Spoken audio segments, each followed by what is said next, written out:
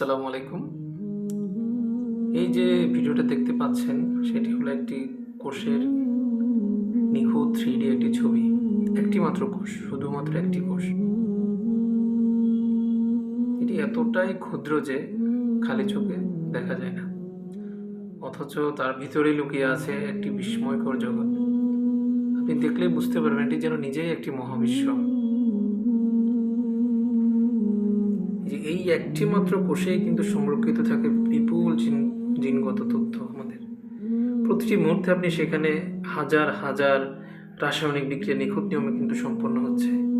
শক্তি উৎপাদন, তথ্য আদান প্রদান, ক্ষতিগ্রস্ত অংশ মেরামত, বর্জ্য অপসারণ, এমনকি প্রয়োজন হলে এই কোষ তার জীবন বিসর্জন দিয়ে হলেও আমাদের পুরো দেহকে রক্ষা করে যাচ্ছে।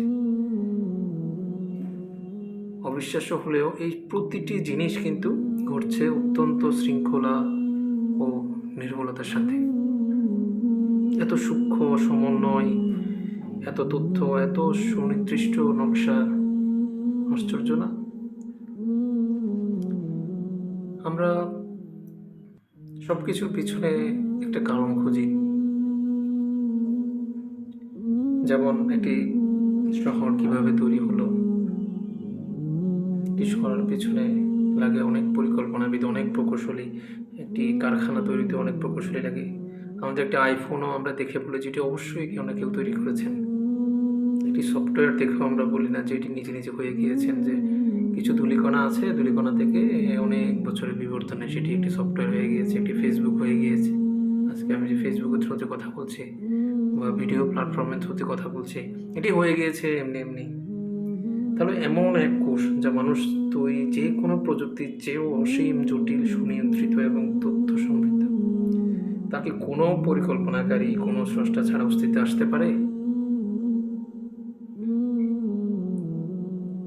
আসলে বিজ্ঞান আমাদেরকে শেখায় যে এই কোষ কিভাবে কাজ করে, কিন্তু কেন এমন নিখুঁত, শৃঙ্খল, কেন এত সুপরিকল্পিত বিন্যাস, আর এই বিস্ময়কর তথ্যের উৎস কোথায়? এই প্রশ্ন কিন্তু মানুষকে ভাবায়। দেখুন, একটি চুলের যে সাইজ আমি এখানে দেখিয়েছি, চুলের সাইজ কিন্তু দেখেন 70 থেকে 100 মাইক্রোমিটার। একটি কোষ, এখানে একটি কোষ দেখুন, হিউম্যান সেটি হলো 10 থেকে 30 মাইক্রোমিটার। একটি চুলের সাইজের থেকে কত ছোট। এরকম একটি কোষ আছে, এরকম একটি একটি করে কোষ আছে প্রায় 37 থেকে 40 ট্রিলিয়ন কোষ আছে একটি মানুষের শরীরে। Trillion, not billion, not million. কত বেশি কোষ, আর প্রতিটা কোষ এক একটা ইউনিভার্স, এক একটা কোষ। এখানে যা দেখতে পাচ্ছেন আপনি, প্রতিটা কোষের ভিতরে এই যে এই জিনিসগুলো দেখতে পাচ্ছেন, প্রতিটার আলাদা আলাদা কাজ আছে। এটা তো শুধু কোষের ছবি, কিন্তু আমরা যদি প্রতিটা জিনিসের ভিতরে ঢুকি, সেটিও আরেক একটা ইউনিভার্স, আর একটা মহাজগৎ। প্রতিটি জিনিসের আলাদা আলাদা কাজ আছে, প্রতিটি জিনিসের।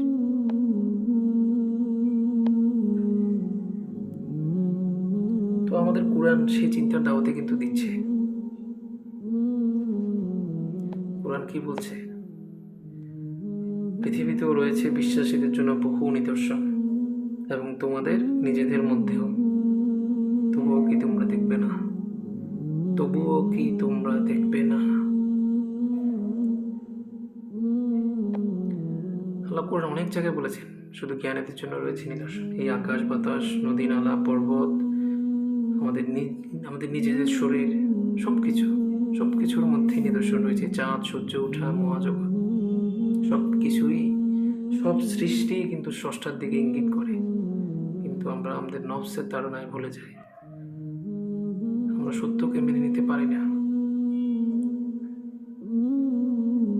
মানুষ কেবল রক্ত, মাংস, এই হাড়ের সমষ্টি নয়। আমাদের প্রতিটি কোষ মহান স্রষ্টার নিখুঁত শিল্পকর্মের একটি নিদর্শন। তাই বলি, যে চোখ দেখে সে বিস্মিত হয়, যে হৃদয় চিন্তা করে সে স্রষ্টাকে চিনতে শুরু করে।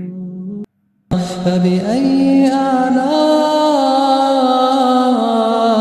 ربكما تكذبان